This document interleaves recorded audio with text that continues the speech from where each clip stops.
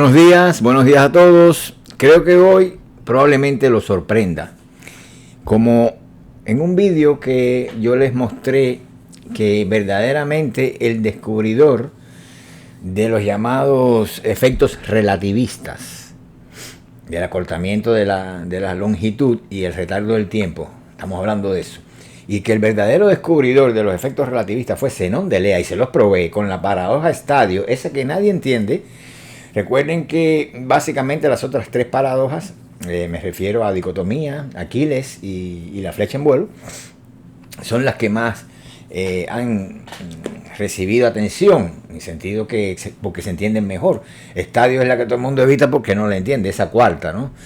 Esa última paradoja de las cuatro del movimiento. Ahí estaba contenida, no se entiende, bueno, pues entre las cosas que están ahí y que hay que entender es el hecho de que Zenón descubre lo que después se van a llamar los efectos relativistas del acortamiento de las longitudes y del retardo del tiempo. Vean el vídeo, que creo que lo titulé Zenón contra o Zenón versus Einstein o algo así. Bueno, está ahí en mi canal, está aquí en el canal, ¿no? Entonces aquí va a pasar lo mismo. Verdaderamente, para hacer justicia, habría que darle el premio Nobel de Física 2022 a Hegel, puesto que Hegel, mírenlo allí, como lo dice en la pizarrita, ¿verdad?, es el verdadero descubridor de la no localidad y de la superposición. Desde el punto de vista hegeliano, de lo que es se pudiera decirse que la cinemática hegeliana, es completamente entendible. Estos efectos, fíjense, la característica de este premio Nobel 2022 es que la Academia Sueca ha dado un premio Nobel por algo que no se entiende. O sea, no hay explicación realmente para el entrelazamiento cuántico. Eso no se entiende. Entonces se ha dado, lo dejaron ya por cansancio. Bueno, vamos a dar el premio Nobel aquí a esta gente que ha trabajado en el campo del entrelazamiento cuántico y estas correlaciones cuánticas. Pero realmente no sabemos por qué. Eso sigue siendo una cosa fantasmal, sigue siendo una cosa bastante incomprensible, fuera de la racionalidad común de la gente. No se entiende cómo es posible que eso pase.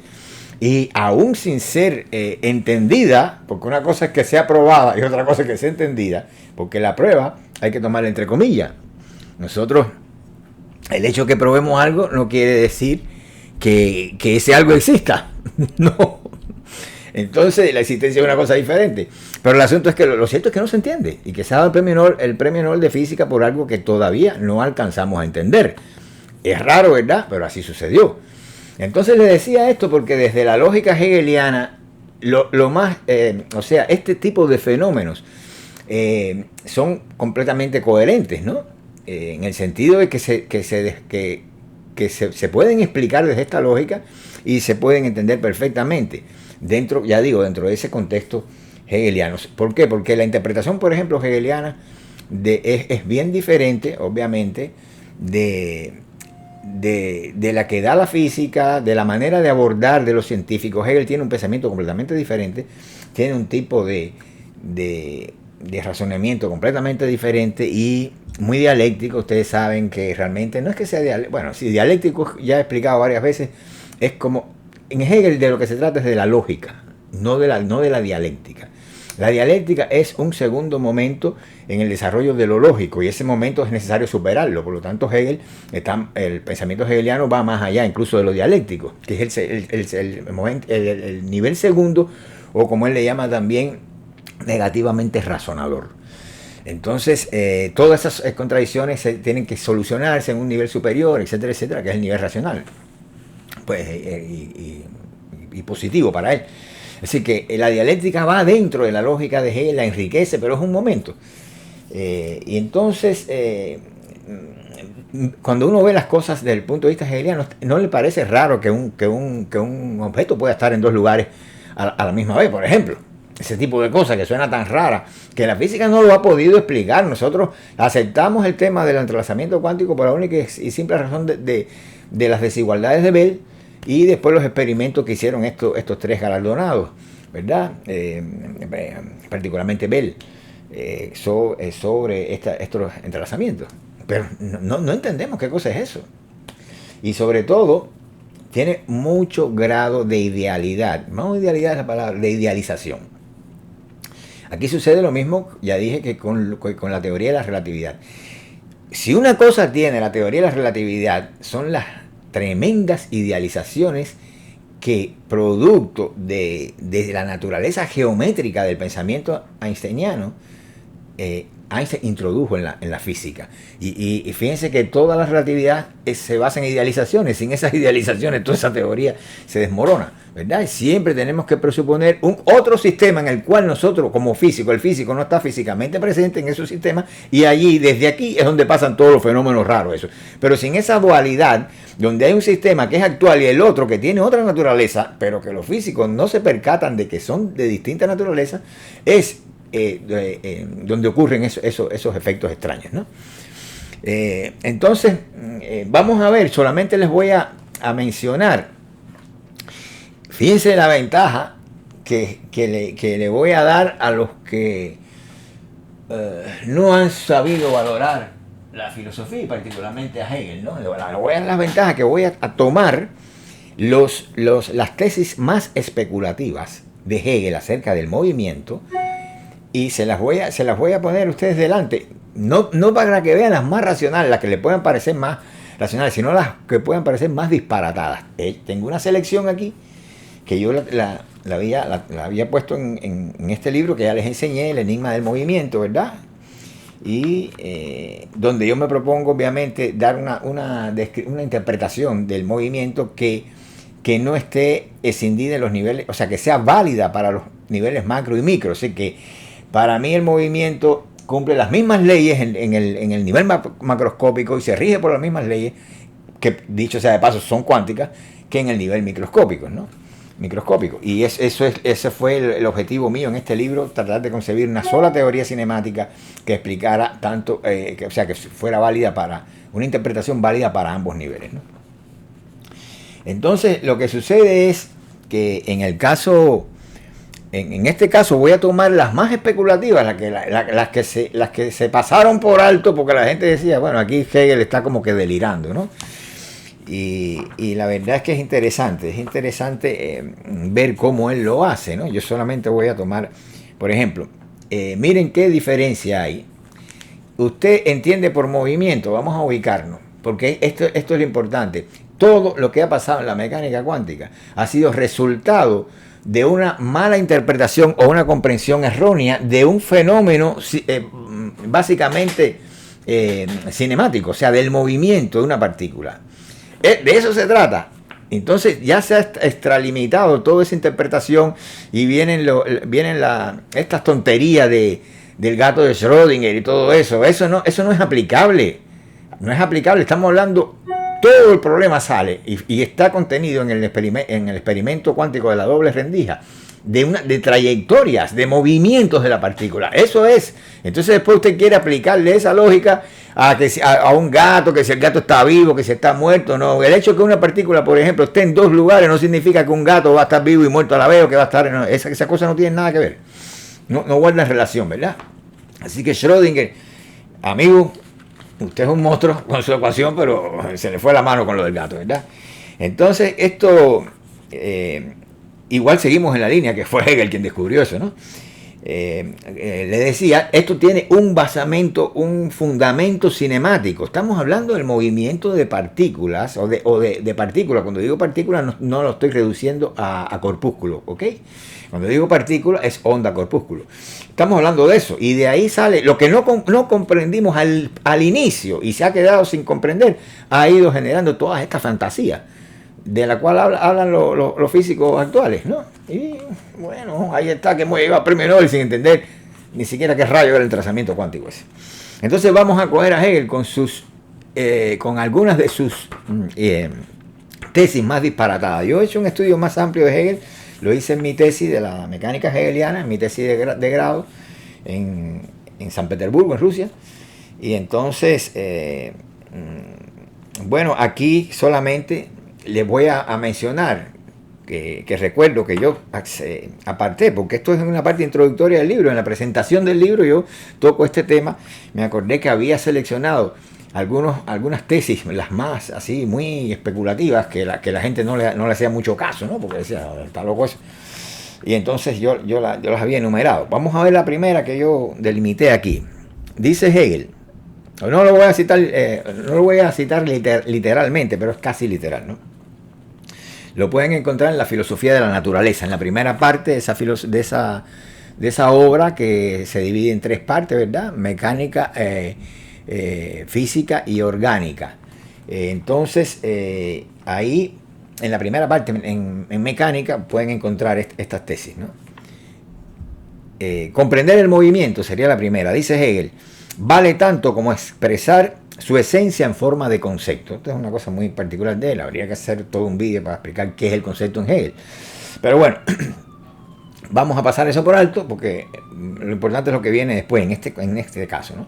Comprender el movimiento vale tanto como expresar su esencia en forma de concepto. Es decir, ¿qué quiere decir Hegel aquí? Como unidad, dice él mismo, de la continuidad y la discontinuidad. Fíjense que ya está el pensamiento dialéctico hegeliano, que él siempre atrapa un segundo momento, porque es así, es la esencia de lo que él va a llamar la contradicción dialéctica. Ustedes van a ver cuál es un poquito más adelante. Y así es como son las cosas realmente, y así es como Hegel las ve. ¿Quién las ven raras? Nosotros las vemos raras, pero la deficiencia es nuestra, ¿verdad? Entonces siempre, ¿cuál es el problema básico de la matemática? El tema de la continuidad y la discontinuidad, que no lo ha podido resolver. Entonces, justamente Hegel está diciendo aquí que ya el movimiento, lo que nosotros llamamos movimiento, no voy a decir el traspaso de un cuerpo en el espacio, porque eso no es movimiento, pero bueno, lo que cada cual entienda por movimiento mecánico, es una especie de unidad de la continuidad y la discontinuidad. Si nosotros dejamos a un lado uno de estos momentos, pues ya no va a haber movimiento. Eso pueden estarlo por seguro y no vamos a entenderlo. Entonces, esto es una tesis bien general que es válida para todo, para física y para matemática. Por eso se las presento inicialmente, ¿no? Y esto nos da pie para calzar, de alguna forma, justificar las que vienen. El movimiento, dice Hegel, esta es otra, es el traspaso del espacio al tiempo y viceversa. Aquí llamo la atención. No puede ser, usted tiene una concepción del espacio y el tiempo como dos cosas que están simplemente unidas, pegadas, son dos cosas ahí pegadas, un constructo espaciotemporal tetradimensional, una cosa que es así, que se le pegue el tiempo ahí para que esté junto con el espacio, en una visión absolutamente geométrica. A mí me da la impresión de verlo como un tubo, una cosa así, que está espacio y tiempo aquí y están juntos los dos. Entonces, ese razonamiento es demasiado superficial cuando uno lo compara con esta manera dialéctica, vamos a decir, de ver las cosas donde el espacio y el tiempo, donde el movimiento, no ya el espacio y el tiempo. Fíjense que para Einstein existe el espacio y el tiempo, esa es la realidad que a él le preocupa, pero lo entiende al margen del movimiento. Y Hegel había dicho, ojo, cuidado, lo único real es el movimiento. El espacio y el tiempo son momentos del movimiento. El movimiento tiene lugar a través de esos dos momentos suyos. Él es la realidad, él es lo real. Y él es el todo. Y esos dos son momentos que lo componen. Y de tal manera que están dados y no están dados al mismo tiempo, o sea, simultáneamente. Por lo tanto, el movimiento es la transición del espacio al tiempo y del tiempo al espacio. Fíjense qué idea tan profunda, a la cual yo le he sacado unas lascas increíbles. El movimiento es la transición, el traspaso del espacio al tiempo y del tiempo al espacio. Yo había mencionado en otro vídeo que en el colapso gravitacional, en la esfera Schwarzschild, se interpreta ese colapso como la transición del espacio al tiempo y del tiempo al espacio. Sin Hegel, esa gente no sabía ni que Hegel existía. Y sin embargo, se sigue interpretando así porque no tienen otra forma de explicarlo, ¿verdad?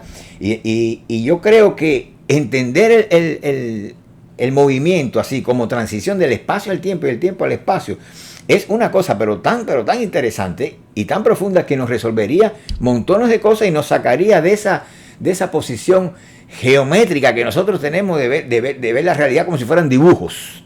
O sea, la visión que nosotros tenemos de la realidad es una idealización brutal, y Einstein fue quien más contribuyó a eso. Son idealizaciones, todo lo que ese hombre habla. Cuando uno adopta Y no quiere decir que no sean reales, fíjense, que son la mitad de la verdad, para que me entiendan. Cuando uno adopta una visión más hegeliana, donde el tercero es lo real y estos dos opuestos son sus momentos, los momentos a través del cual ese tercero se realiza, que es lo único real, como él dice, lo único real es el movimiento. El espacio y el tiempo no existen.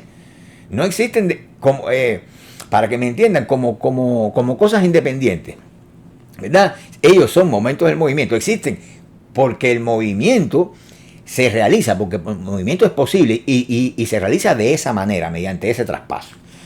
Entonces ya aquí usted dice, un constructo geométrico espacio-tiempo, pero ¿qué cosa es eso? Esa idealización, eso existe en el espacio de los conocimientos. No más, no voy a decir en la cabeza de Einstein, porque tampoco sería cierto. Existe en un espacio de conocimiento que ustedes saben que yo le llamo a eso la realidad virtual, por lo cual entiendo el conocimiento estructurado, ¿verdad? El conocimiento ya legitimado, estructurado, el conocimiento de la ciencia, no una opinión, sino el conocimiento que se ha acreditado como realidad y ha sido comúnmente aceptado por la comunidad científica y funciona, es objetivo, no depende de la voluntad de nadie y funciona para la vida y para la comprensión del universo. Porque es parte de él, esa es la clave, no es un reflejo, no es que nosotros descubrimos algo, no, es que es parte de esa realidad, por cuanto está teniendo lugar ese proceso de conocimiento objetivo, entiéndase, esos conocimientos estructurados en realidad. Se convierten en realidad, ¿entiendes? Se convierten en realidad y funcionan. Lo que nunca se puede olvidar que su naturaleza es virtual, ¿ok? Y sería una segunda, un segundo momento de lo real, que ustedes saben que para mí es una configuración acto virtual. Entonces, es importante entender que es mucho más profundo entender el espacio y el tiempo como entes cuya única realidad, que son momentos del movimiento y que transitan uno al otro, pero que lo único real es el movimiento. El espacio y el tiempo son momentos, ¿ok? Y esos momentos, cuando uno se detiene en ellos y de alguna forma obvia el resto, pues carecen de realidad, ¿no? Entonces, otra de las tesis de Hegel que sonaba escandalosa, muy especulativa, vamos a ver, en el movimiento, oigan esto, porque aquí es donde ya empieza la clave. En el movimiento, 2 puntos del tiempo, así como 2 puntos del espacio, son en realidad un solo punto. Oigan eso. Fíjense que él va más allá de una posible superposición, ¿verdad? Que la superposición, el hecho de que una partícula puede estar en 2 lugares a la misma vez, a nosotros nos suena eso pero tan profundo, tan fantástico, tan enigmático, tan cuántico y tan no sé qué. Y miren la manera de pensar de este tipo. Es que ustedes estarán maravillados con eso, pero es que eso es solamente la mitad de la verdad. Porque a propio tiempo, 2 puntos del tiempo y 2 puntos del espacio son en realidad un solo punto. Y esta es la explicación de los entrelazamientos cuánticos, que nos ha faltado la mitad. Y ver cómo esas 2 partículas correlacionadas en realidad constituyen una sola. ¿Entienden? Eso es lo que nos ha faltado, porque vimos la mitad nada más del entrelazado. ¡Ay, qué descubrimientos! Él nos había dado los 2, no solamente uno. Miren qué pensamiento más abarcador. ¿No lo creen? Oigan la otra tesis. El movimiento, oigan esta tesis. El movimiento es necesario comprenderlo de tal modo, el movimiento de un cuerpo, ¿verdad? De tal modo que el cuerpo móvil simultáneamente se encuentra y no se encuentra en un mismo lugar.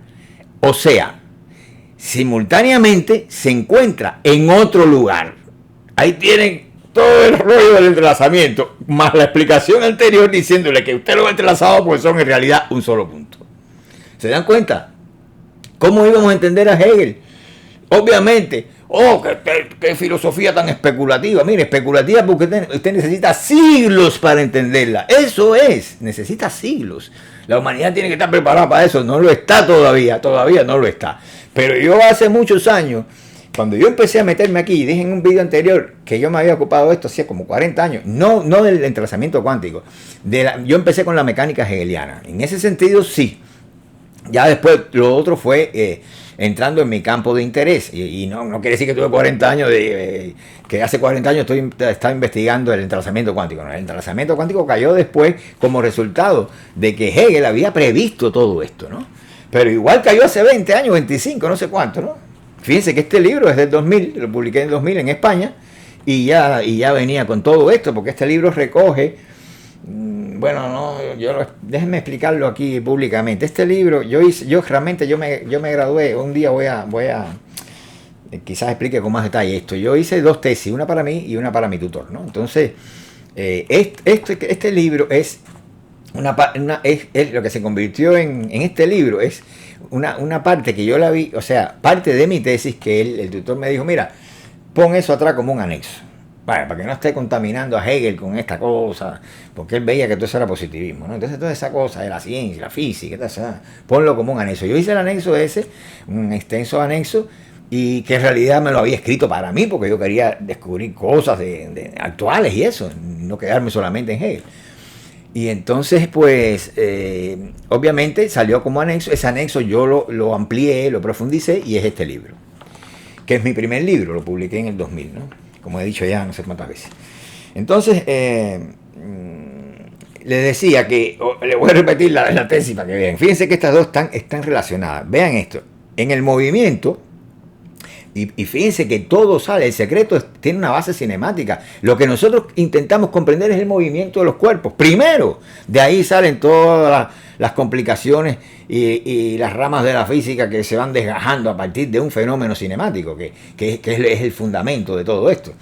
Por lo tanto, cuando se hablan de gato, de persona, de Bob, y qué sé yo, y se le pone nombre, y que si el par de media, que si no, eso no es serio, ¿verdad? Este problema viene dado por que nosotros no podemos explicar el comportamiento cinemático de una partícula elemental. De eso se trata todo, que no podemos explicar la probabilidad, no podemos explicar la indeterminación. Eso es lo que está en la base del movimiento de una partícula y su naturaleza. Eso es, de ahí para allá todo lo demás es invento y construcciones, tratando de reproducir una cadena de causa y efecto. Bueno, si esto aplica para aquí, aplica para un par de medias, y si aplica para, no sé, bueno, ¿entienden?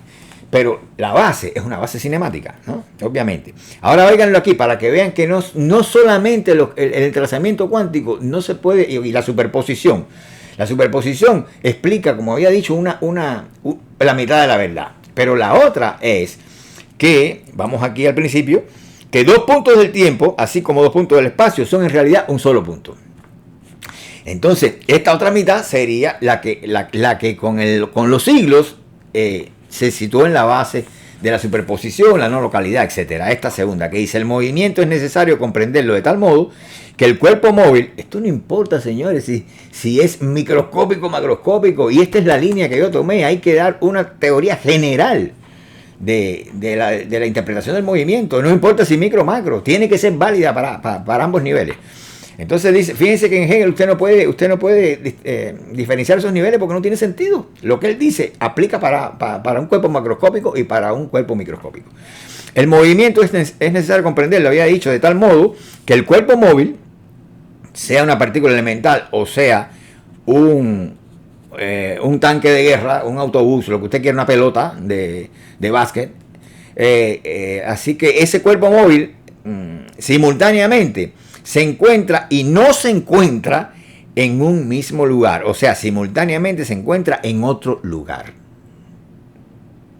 Vean ahí, o sea, una partícula puede estar aquí, puede estar allá, pero ¿cuál es la diferencia entre ambos lugares? Esa es la clave de todo.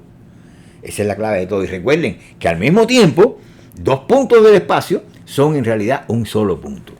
Óigame, si usted piensa así, todavía vamos a necesitar más siglos para que la Academia Sueca se dé cuenta de que todo eso está explicado con un nivel de profundidad y sobre todo comprendido, entendido, mucho mayor, ¿verdad? Así que por eso digo que ese fue el descubridor, no solamente, y que el premio Nobel de Física lo merece él, ¿no?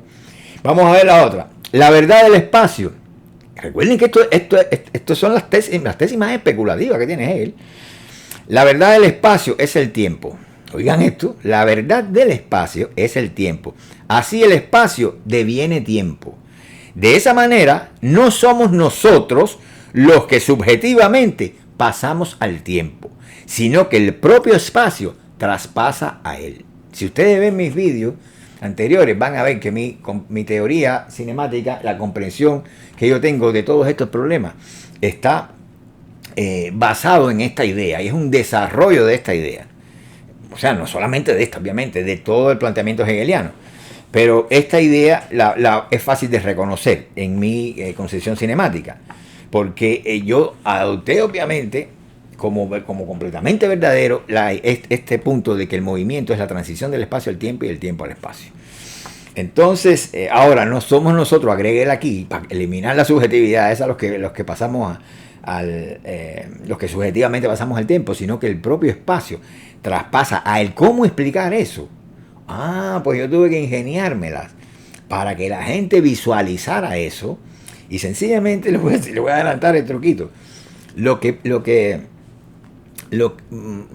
a ver cómo le adelanto en dos palabras. Lo que Max Born descubre como probabilidad de amplitud, de localización, de que una partícula tenga coordenada, o sea, cuando él interpreta el cuadrado del módulo de la función de onda en estos términos, pues yo digo, bueno, ¿qué pasa con eso?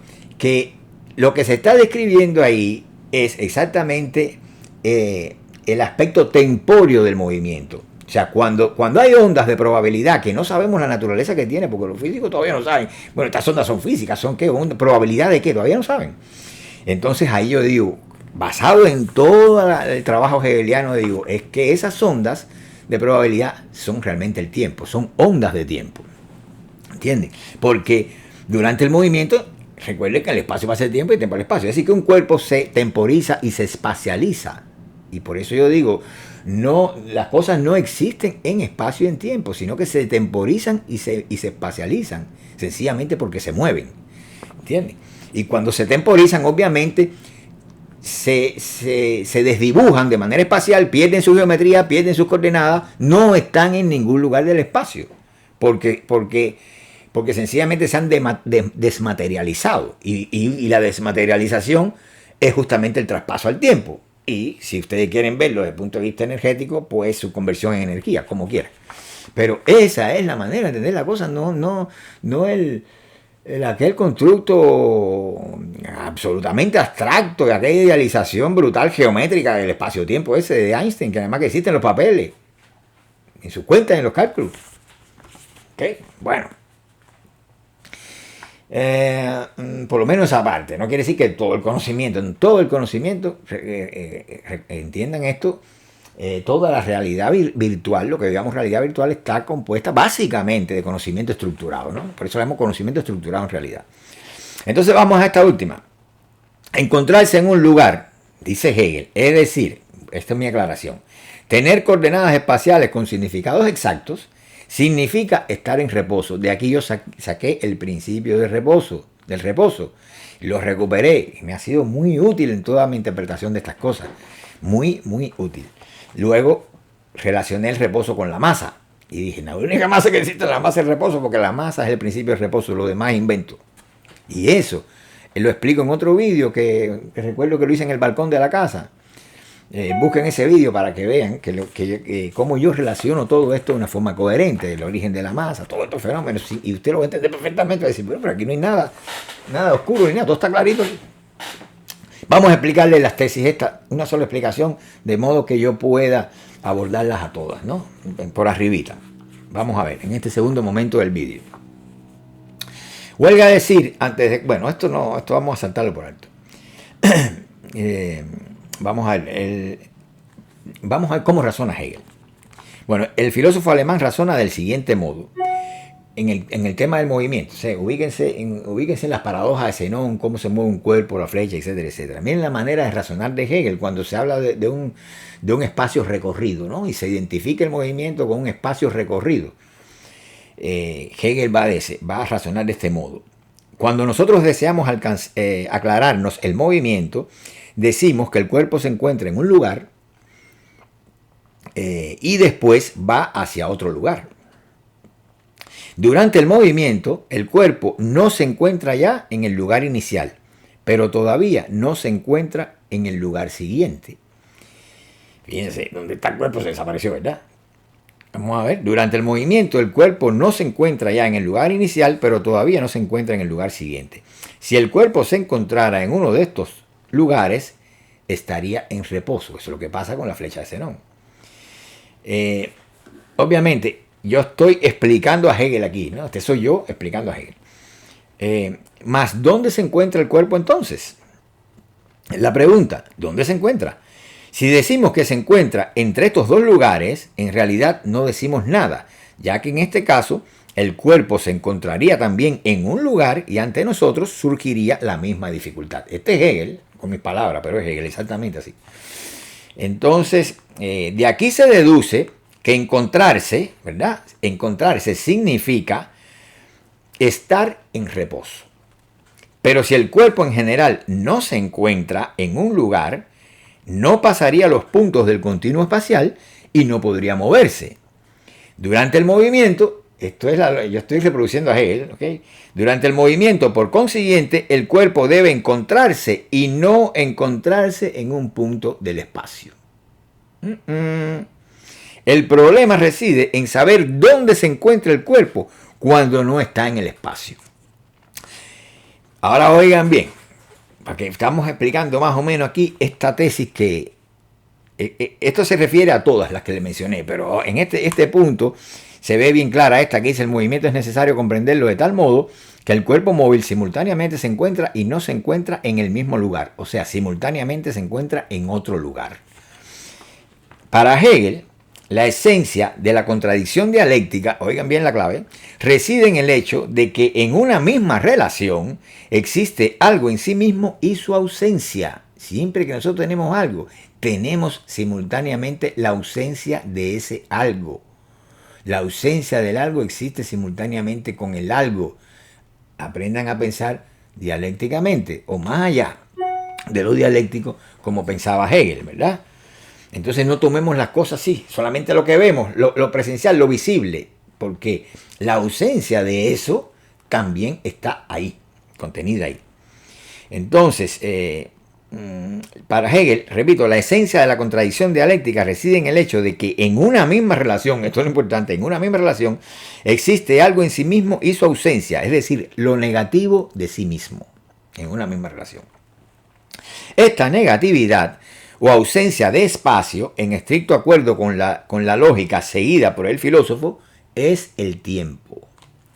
Los intervalos que median entre las diferentes posiciones de una trayectoria son aquellos en los que el cuerpo no se encuentra, es decir, aquellos en que espacialmente ha desaparecido para determinarse temporalmente. Aquí en este libro decía todavía temporalmente, pero es un error, temporalmente, ¿no? Por lo tanto, cuando el cuerpo se encuentra, esto significa que tiene una determinación espacial, y cuando no se encuentra significa que está determinado temporalmente, obviamente, ¿no? Pero debido a que en el movimiento el cuerpo se encuentra y no se encuentra, ello indica que el móvil debe estar simultáneamente presente en dos entes que no se dan de forma simultánea. Esta es la clave de todo, señores.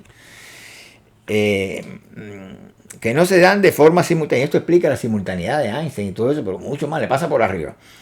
Que yo lo hago en el libro, obviamente, ¿no?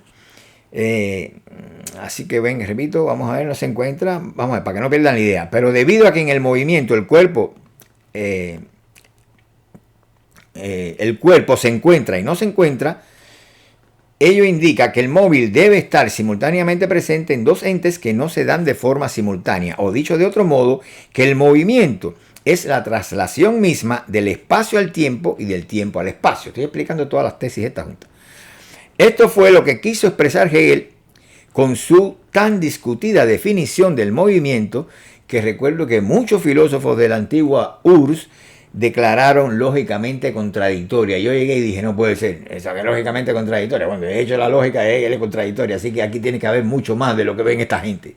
Y encontré la solución que les diré ahora, ¿no? En esta fórmula, ¿no?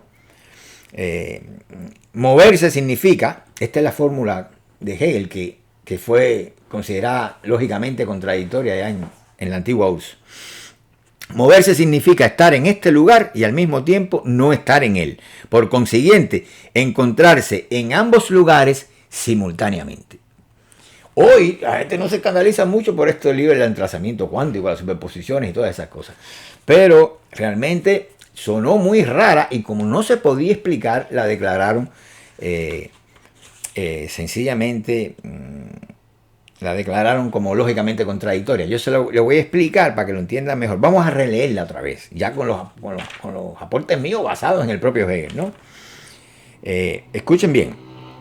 Voy a releerla con mis aclaraciones, que al propio tiempo son de Hegel, porque eso estaba ahí. Si no la vieron fue porque no lo entendieron. Moverse significa estar en este lugar, es decir, en el espacio. Ese soy yo, ¿verdad? Y al mismo tiempo no estar en él. Y no estar en él significa estar en el tiempo. Por lo tanto, y por consiguiente, dice Hegel, encontrarse en ambos lugares, es decir, en espacio y tiempo, simultáneamente. ¿Qué les parece? Se le fue toda la contradicción a esto, la contradictoriedad, como le quieren llamar. ¿Qué les parece? El problema es que hay que entender que el tiempo es la negación del espacio y el espacio es la negación del tiempo. Y que ellos se excluyen, como lo mostró después el principio de Heisenberg, que no es otra cosa que la demostración de que espacio y tiempo no se dan de forma simultánea. Eso es el principio, la base del principio de Heisenberg. Y, es decir, la determinación temporal y espacial. O si ustedes lo quieren ver como la determinación entre la posición y la velocidad, es exactamente igual. Es lo mismo, ¿verdad? Porque cuando el cuerpo se está moviendo está tempóralmente determinado. Eso no es movimiento, es la unión de todo eso. Pero cuando el cuerpo no está en reposo, para que usted me entienda, él está tempóralmente determinado, pero no tiene coordenadas, no está en ningún lugar. Por eso es que está tempóralmente determinado. Luego, el reposo y la ausencia de reposo son excluyentes. Y eso es la explicación, eso es lo que sustenta la base filosófica, la razón última del principio de Heisenberg. Que el reposo y la ausencia de reposo son excluyentes, obviamente. Fíjense que hasta tautológico suena de lo claro que es cuando uno lo ve desde ese punto de vista. Por lo tanto, cuando usted tiene coordenadas de un cuerpo, cuando el cuerpo está en el espacio espacialmente determinado, ese cuerpo se encuentra en reposo, ¿verdad? Y para moverse, pues sencillamente tiene que desmaterializarse, ¿no? Y por lo tanto se temporiza. Eso es lo que está en la base de todo. Hegel lo había entendido mucho mejor que todo lo que todavía tan vivo hoy. Y lo había explicado clarito, lo había dejado aquí. ¿Ok? Por lo tanto, no hay nada contradictorio. Si yo leo la tesis sin estas aclaraciones del espacio-tiempo, que son de él, que ya lo había tratado, porque sabe que una tesis básica es el movimiento como transición del espacio al tiempo y el tiempo al espacio. Pero si lo leemos sin las aclaraciones, miren, escuchen, moverse significa estar en este lugar y al mismo tiempo no estar en él. Por consiguiente, encontrarse en ambos lugares simultáneamente. Qué raro suena eso. Vamos a hacer las aclaraciones que emanan del propio Hegel. Moverse significa estar en este lugar, es decir, en el espacio, y al mismo tiempo no estar en él, es decir, estar en el tiempo.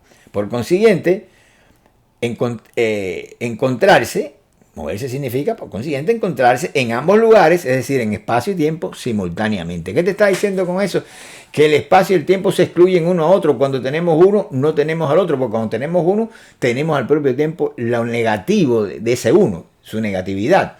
Por lo tanto, ellos se excluyen y se presuponen al mismo tiempo, es decir, ellos se excluyen y al propio tiempo se dan de forma simultánea. Se dan excluyéndose y se dan simultáneamente. Pero esto es una lógica muy superior a la lógica que usan los físicos, que como dije ya, ellos tienen un trabajo sumamente profundo que no hay quien lo entienda con todos esos símbolos, esas ecuaciones, que sé yo, que sé cuándo, pero el problema que tienen es que el soporte epistemológico, los fundamentos epistemológicos del físico son los que comparte con una persona de sentido común, con como dije ya, un carnicero, un barbero, con un maestro. No son filosóficos, eso no es filosofía. La filosofía no tiene ese esquema epistemológico tan corriente, ¿verdad? Entonces, poco a poco la física ha ido descubriendo esto con la interpretación de Copenhague, la necesidad de introducir el sujeto en el acto del conocimiento, poquito a poco, es todas estas cosas que estamos viendo aquí, el trazamiento cuántico, la superposición. Esto es una cosa que demora siglos, señores. Pero bueno, ahí está. Ese es el verdadero descubridor de la no localidad, de la superposición, pero lo entiende mucho más de lo que todavía nosotros y los premios Nobel de Física 2022 lo entendemos hoy. Aquí los dejo, déjenme sus comentarios por ahí abajo y nos vemos en un próximo vídeo.